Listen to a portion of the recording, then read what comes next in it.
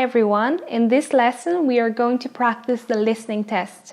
Please download and print off the following attachments: the question paper and the blank answer sheet. It is very important in the exam not to open the exam paper until you are told to do so.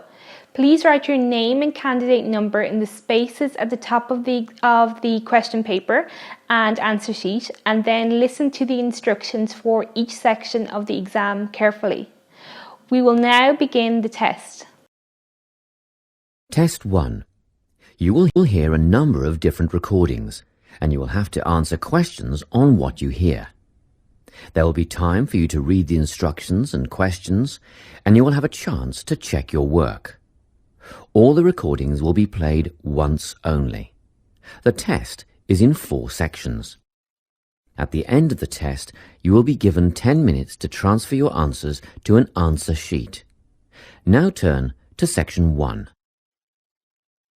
Section 1. You will hear a conversation between a clerk at the inquiries desk of a transport company and a man who is asking for travel information. First, you have some time to look at questions 1 to 5.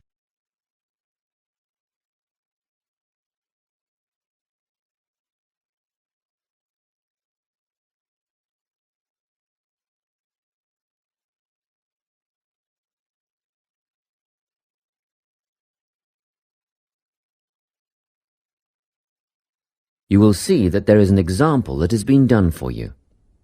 On this occasion only, the conversation relating to this will be played first. Good morning, Travel-Link. How can I help you? Good morning. I live in Bayswater and I'd like to get to Harbour City tomorrow before 11 a.m. Well, to get to Bayswater... No, I live in Bayswater. My destination is Harbour City. Oh, sorry, right. So that's Bayswater to Harbour City. Are you planning to travel by bus or train? The man wants to go to Harbour City, so Harbour City has been written in the space. Now we shall begin. You should answer the questions as you listen, because you will not hear the recording a second time. Listen carefully and answer questions 1 to 5. Good morning, Travel-Link. How can I help you? Good morning. I live in Bayswater and I'd like to get to Harbour City tomorrow before 11 a.m. Well, to get to Bayswater... No, I live in Bayswater. My destination is Harbour City. Oh, sorry. Right, so that's Bayswater to Harbour City. Are you planning to travel by bus or train? I don't mind, really. Whichever option is faster, I suppose. Well, if you catch a railway express, that'll get you there in under an hour. Let's see. Yes, if you can make the 9:30 a.m. express, I'd recommend you do that. Great. Which station does that leave from? Helendale is the nearest train station to you. Did you say Helensvale? No, Helendale. That's Helendale. What's the best way to get to the Helendale station then? Well, hang on a minute while I look into that. Now, it seems to me that you have 2 options. Option 1 would be to take the 7:06 bus from the Bayswater Shopping Centre to Central Street. When you get there, you transfer to another bus which will take you to the station. Or the second option, if you don't mind walking a couple of kilometres, is to go directly to Central Street and get straight on the bus going to the train station. OK, which bus is that? The 792 will take you to the station. I guess the walk will be good for me, so that might be the better option. What time do I catch the 792? There are 2 buses that should get you to the station on time, one just before 9 o'clock and one just after. But look, at that time of the morning it might be better to take the earlier one, just in case there's a traffic jam or something. The 8:55 is probably safer than the 9:05. Yeah, I don't want to miss the train, so I'll be sure to get on the 5 to 9 bus. Before you hear the rest of the conversation, you have some time to look at questions 6 to 10.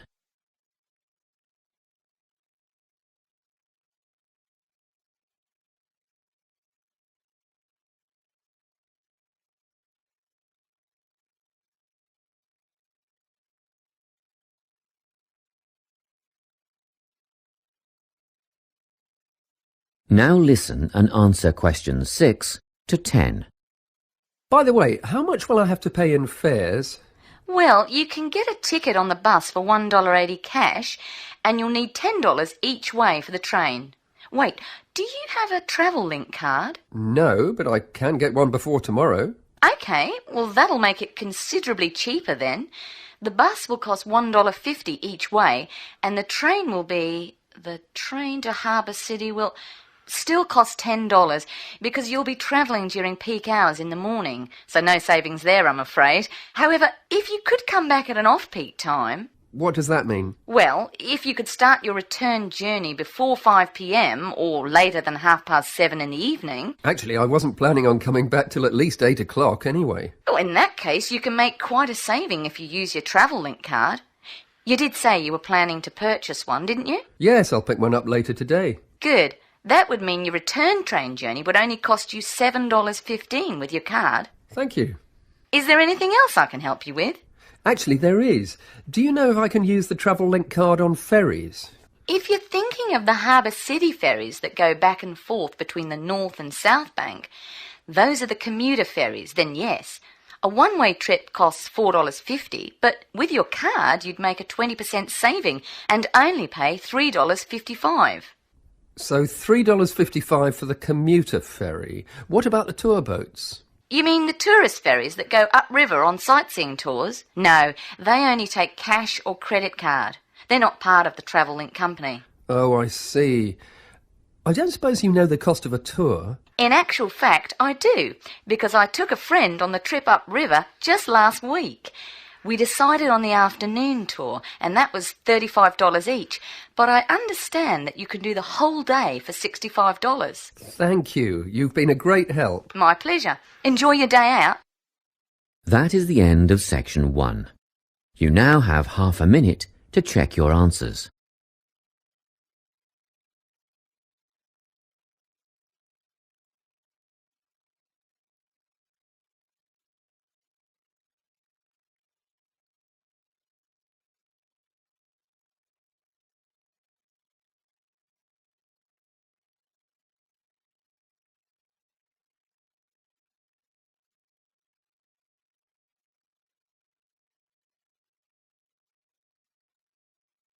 Now turn to Section 2. Section 2. You will hear a guidance counsellor talking to a group of students. First, you have some time to look at questions 11 to 14.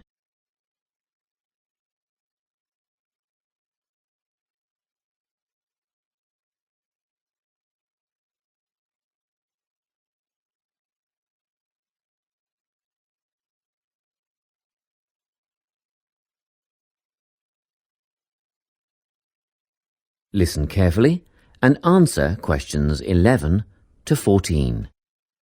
Hello everyone. I'm the Counselling Administrator here at St Ives College, and I've been asked to come and talk to you about our counselling team and the services that we offer. We have 3 professional counsellors here at St Ives, Louise Bagshaw, Tony Denby and Naomi Flynn. They each hold daily one-on-one sessions with students, but which counsellor you see will depend on a number of factors. If you've never used a counsellor before, then you should make an appointment with Naomi Flynn. Naomi specialises in seeing new students and offers a preliminary session where she will talk to you about what you can expect from counselling, followed by some simple questions about what you would like to discuss. This can be really helpful for students who are feeling a bit worried about the counselling process. Naomi is also the best option for students who can only see a counsellor outside office hours. She is not in on Mondays, but starts early on Wednesday mornings and works late on Thursday evenings, so you can see her before your first class or after your last class on those days. Louise staffs our drop-in centre throughout the day. If you need to see someone without a prior appointment, then she is the one to visit.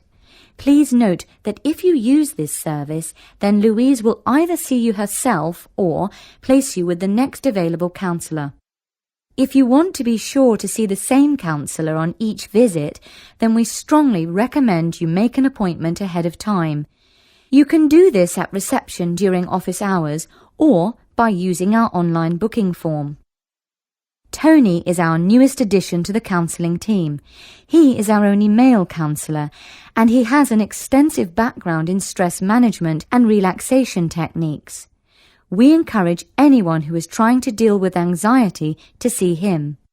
Tony will introduce you to a full range of techniques to help you cope with this problem, such as body awareness, time management, and positive reinforcement.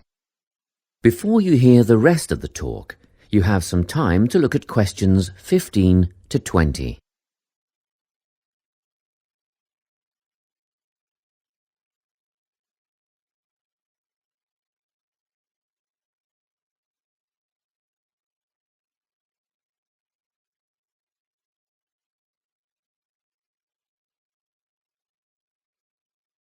Now listen and answer questions 15 to 20. Each semester, the counselling team runs a number of small group workshops. These last for 2 hours and are free to all enrolled students. Our first workshop is called Adjusting. We've found that tertiary education can come as a big shock for some people. After the structured learning environment of school, it is easy to feel lost. In this workshop, we will introduce you to what is necessary for academic success. As you might expect, we're targeting first-year students with this offering. Getting organised follows on from the first workshop. Here, we're going to help you break the habit of putting things off, get the most out of your time, and discover the right balance between academic and recreational activities. With Getting Organised, we're catering to a broader crowd, which includes all undergraduates and postgraduates. Next up is a workshop called Communicating. The way people interact here may be quite different to what you're used to, especially if you've come from abroad. We'll cover an area that many foreign students struggle with: how to talk with teachers and other staff. We'll cover all aspects of multicultural communication. International students tend to get a lot out of this class, so we particularly encourage you to come along. But I must say that sometimes students from a local background find it helpful too. So, everyone is welcome. The anxiety workshop is held later on in the year and deals with something you will all be familiar with: the nerves and anxiety that come when exams are approaching. Many students go through their entire academic careers suffering like this, but you don't have to. Come to this workshop and we'll teach you all about relaxation and how to breathe properly, as well as meditation and other strategies to remain calm. We've tailored this workshop to anyone who is going to sit exams. Finally, we have the motivation workshop. The big topic here is how to stay on target and motivated during long-term research projects. This workshop is strictly for research students, as less advanced students already have several workshops catering to their needs. Well, that's it. Thanks for your time. If you have any questions or want more information about our services, do come and see us at the counselling service. That is the end of section 2. You now have half a minute to check your answers.